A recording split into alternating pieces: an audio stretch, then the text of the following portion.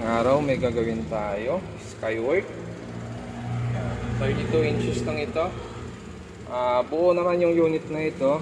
Ang gusto ng may-ari kasi yung pinaka panel nito ililipat natin sa isang unit niya na smart, kasi yung unit niyang smart basag yung LCD.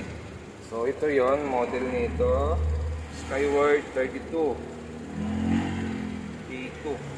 So ito ay hindi pa smart. Okay, ito yung kanyang mainboard. Tapos yung gamit na panel dito ay pang LG na ganitong panel. Wala siyang T-con dito. Built-in kasi yung T-con nito dito sa board. So titingnan natin yung isang unit niya kung pwede natin ilipat yung panel nito doon. Ito naman yung unit niyang smart Skywork din na basag ang panel. So makikita nyo basag ito. Yan, basag yung panel nito. So gusto niya ililipat daw natin dito yung panel niya, dahil yung isa basic lang, yung ito ay smart. So try natin. Ito naman yung mainboard nito. So yung model nito hindi pala natin nakuha, ano. Yan, ito yung model nito, 32E 2000D. Tapos mapapansin natin yung gamit na panel dito ay yung built-in yung DC to DC sa mismong top board. So yung ikakabit natin dito ay wala siyang T-con. So magkaiba sila ng panel, pero parehas lang sila ng design ng source scope niya. Dalawa lang din ito. So try natin kung magawa natin ng paraan ito na yung panel ng isa ay ililipat natin dito. At kung bago lang kayo sa aking channel, huwag kalimutan mag-subscribe. Sa mga nakapag-subscribe na, maraming salamat sa suporta nyo.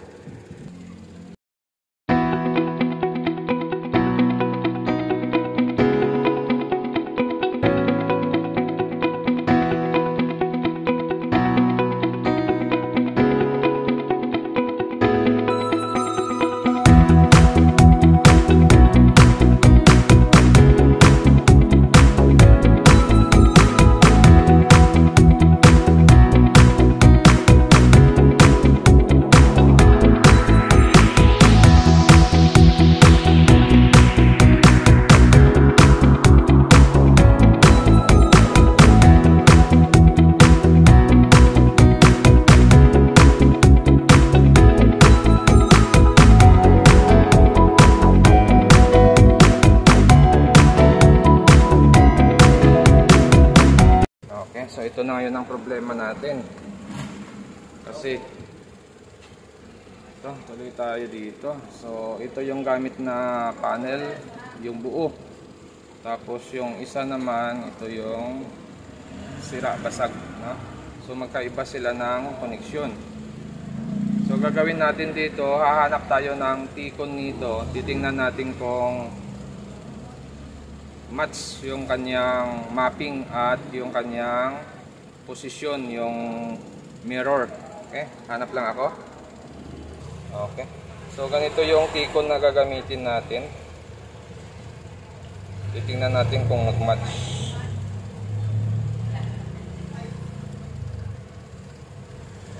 Putol na.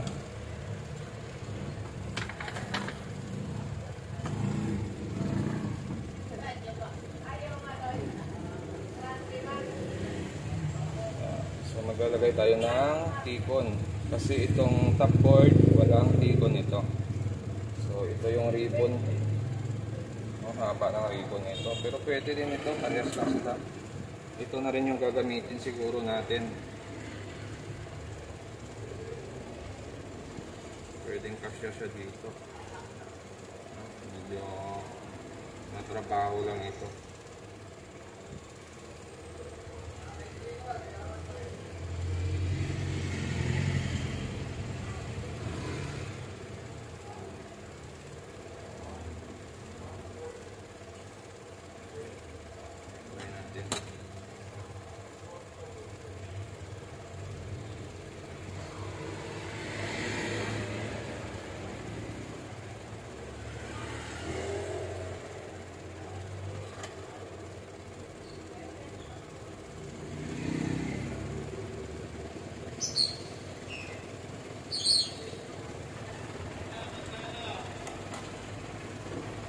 Okay, so ito, bali iniksian na lang natin yung ribbon dito. Maghanap tayo. So check nyo lang mabuti yung supply nyo dito kung same sila ng supply, yung 12 nya or yung BCC nya. So ito yung supply natin, pasok naman yung output nito, papasok dito sa T-con natin. So ito din yung supply natin na positive 12. Okay, so try natin, titingnan natin kung match yung mapping nito. Kasi minsan yung mga ganito, hindi match yung mapping, may binabago pa. Okay, so ito, may power na siya, standby. Power on natin. Yan. Nag-on na siya, tingnan natin. Ayun. Nakto. May problema, no? Solarize yung picture niya, hindi eksakto. Hindi match ang ating panel. Yan, solarize siya, oh. So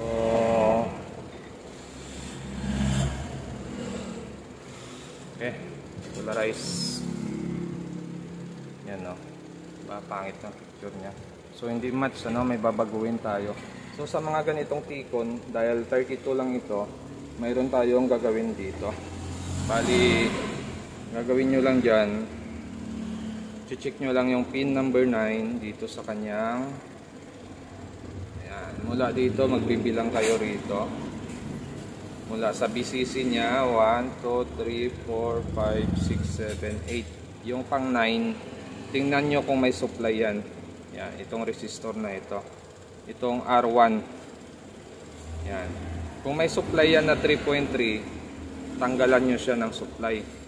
Kung wala siyang supply na 3.3, i-remove nyo muna yung resistor. Tapos maglagay kayo ng 3.3 dyan sa may ito. Yan, ito. Ito yung lagyan natin ng 3.3, remove natin yung resistor para yung 3.3 natin hindi aakyat doon sa taas. Dito lang siya sa T-con. Okay, yun yung gagawin natin. 1K resistor, tapos maghanap lang tayo ng 3.3 dito na supply. Ito, alam ko 3.3 ito. Yung BCC dito, 3.3 ito.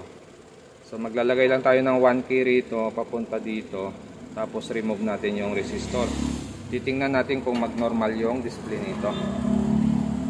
Okay, so ito na. Dahil ito ay walang supply na 3.3, so naglagay tayo ng 3.3, 1K, tapos yun sa R1. Ayan, R1 nya. So makikita nyo, tinanggal natin yung resistor doon.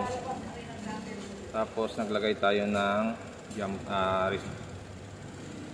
panibagong resistor na nanggagaling sa 3.3. Ito, yung supply na ito.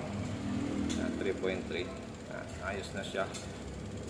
Okay, testing natin. Titingnan natin kung magbabago yung display nito.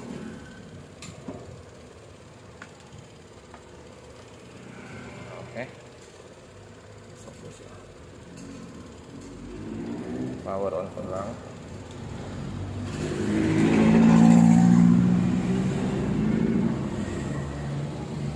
Yun, no? Okay na yung display, ano? Nalinis na siya. Yun, no? Okay na. So yun lang yung ginawa natin dito. Ganun lang pag nagkaroon ng problema yung display nyo. Pag nagpalit kayo ng panel, check nyo lang kung mayroon siyang supply sa pin number 9 pag 32 inches. Pag malalaki ang panel, minsan wala, ano, walang select. Okay, check natin yung supply. Ito 3.3, tapos yung pumasok dito ay 3.2. Okay, so ayos na siya. Sasarado na lang natin to, tapos magpa-final test tayo.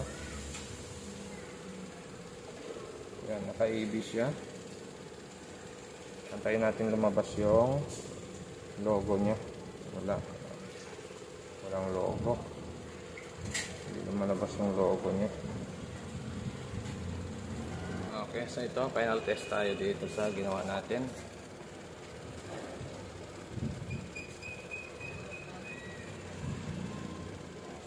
Yan, lumabas na si Skyward.